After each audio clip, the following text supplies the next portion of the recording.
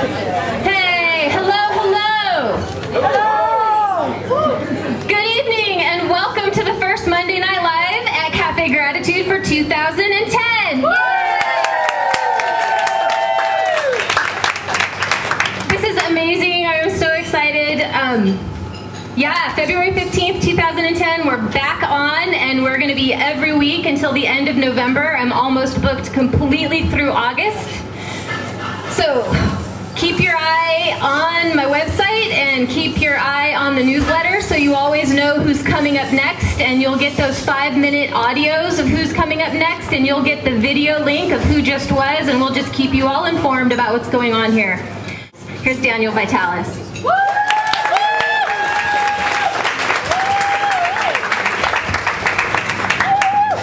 Alright, we gotta determine what's making that sound. If I keep making like the sound like a quail beating its wings on this, will you guys warn me about that? How's this sound right now? Good. How about if I... Oh yeah. Is this thing on? Yeah. Alright, there it is, it's breathing. Alright, everybody, just, can we clap again for Cafe Gratitude?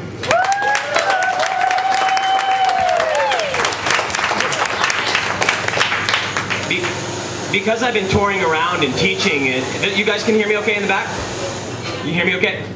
Because I have this opportunity to go around teaching, I get to go to a lot of these kind of restaurants around the country, but Cafe Gratitude is a really special place. Really special place. So again, just it's amazing to be here. And I actually was just visiting, where were we last night?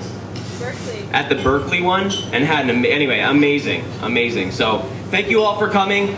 I want to say, before I start, somehow I've become like a really controversial character in the raw food community. Who's from the raw food community? And the health food community? And does who here has seen any of my work or seen any of my videos, knows who I am, and then who has no idea who I am? Please be honest. Awesome. Okay, for those who don't know me, I do kind of want to push the boundaries a little bit. Is everybody okay with that? Yep. If you're okay with that, just say yes right now. Yes! Okay, and if you're somebody who didn't participate, like a whole bunch of people over there, this time, if you're okay with that and you really are okay with it, say yes. Yes! And if you're not okay with it, say no. And if you don't participate, don't say anything. I want to start and just say to each person here, you're obviously here because you've been on a health quest. I cannot tolerate in my reality any longer, after 16 years of being immersed in the nutrition world, I cannot tolerate the goal of there's like some place I'm supposed to get to with my diet, and when I get there I'll have achieved nutritional enlightenment. Like there's some percentage of some type of food that I eat, or some huge percentage of food that if I remove from my diet I will be nutritionally enlightened. I can't even handle that anymore. So there's going to be no dogma tonight, but I will push against dogma. And I want to just say it's an opportunity, if you feel anything I'm saying tonight kind of pushing against any kind of religion that you might be a part of, or any kind of restrictions that you love to hold on to use to define your ego in any kind of way. If that's happening, that's the whole intention, and I'm really excited for you. And I say, if that's happening, thank you, and breathe through it with me, and you can curse me out tomorrow when I'm gone. How many people started off totally on the standard American diet? Hands up. I love audience participation, by the way, because imagine, you know what it's like when you have a boring speaker? Who likes boring speakers? Yay! Right. And sometimes I kind of, I will be so exciting for you, but I need you guys to give me like total commitment to hand raising and yelling back if I ask for it. So, who started on the standard American diet here? Me too. Who didn't? 1, 2, 3, rare, super rare, California. I live in Maine and New Hampshire, where it's, wow, this is a different place. Okay, most of us started up. Who went from a standard American diet and maybe you kind of gave up red meat first? Who did that? And then maybe you kind of gave up some white meats. And then maybe you went from that and you gave up fishes, and then kind of maybe dairy products, and then got onto vegetables and maybe a vegan diet, and then like a raw food diet. Anyone follow that kind of path? Yes. Cool, I did that too. And I'm over it. What happened to me was I started out completely toxified by the industrial nutrition strategy. Toxified more in my mind than in my body. That is so absolutely true, because I know people super toxic who live super long. But where the real poison is in your mind, being raised on that strategy, being raised to see the world in that kind of a way, right? But a lot of us started there. 3 people in the room didn't. You're lucky. Did you end up onto the, by the way, those 3 people? Did you end up on the standard American diet? For a little while. Yeah, okay, great.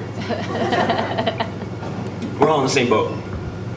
So I went through that strategy, which I think is fantastic. I want to give a lot of appreciation, and I want to express gratitude that if you've gone through that process, then you're right on track.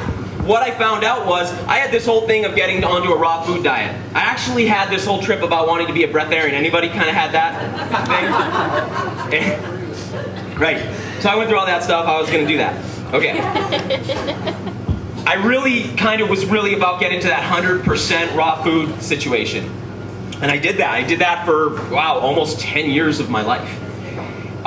What I found out was that once I achieved that, there was no like magical enlightenment that happened and I didn't become perfect, but it was really great. I cleansed myself of a ton of industrial pollution. Super valuable. Then I realized essentially what it is when I got to that place was I got to level 1.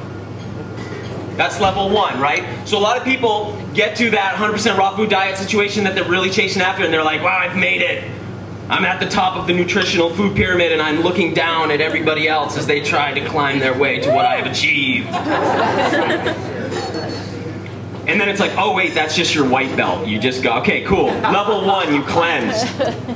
Okay, so I was really blessed to, when I was about 15, 16 years old, I got introduced to a book called The Grape Cure. It's one of those really old natural hygiene books. I learned how to cleanse my body, and I've been walking that path out ever since. And it's taken me into really new terrain. I've learned some really interesting information about food.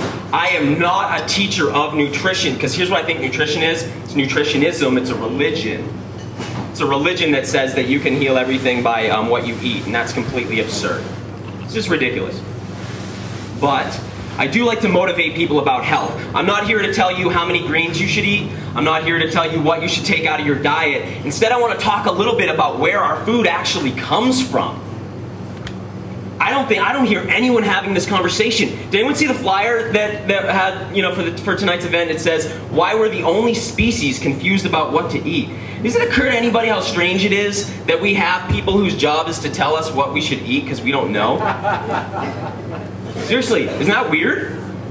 Because definitely every other species seems to kind of just know, or their parents show them. But we have no idea. We're totally confused. I propose that by the end of the night you will understand why the foods we call natural foods and the stores that sell natural foods don't.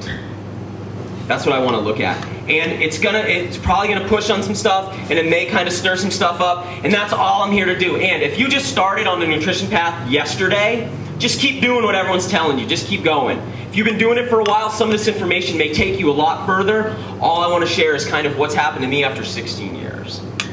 So let's start. Who's got pet dogs in the room? I saw Shay's pet dog today. I'm gonna pick on dogs. Is everybody okay with that? If you are, say yes. Yes. Does everyone understand that me picking on dogs has nothing to do with your pet dog? What? Yes. Yes? Wait, one more time. Everybody together. Yes. 1, 2, 3. Yes. Okay, I'm not picking on your dog, but you got a little dog. Totally. Okay, and for people like you who was at my talk the other night, don't answer these questions because you'll be spoiling the punchlines. Okay, everybody. Where do our domestic dogs come from? They do. They come from what? Wild. They come from wild dogs, and those wild dogs are? They're wolves. They're wolves, right? Where does our cow come from, by the way? Does anyone know where the cow comes from? Anybody know where the cow comes from? Where does the cow come from? No, it doesn't, though. That would be cool, but it doesn't.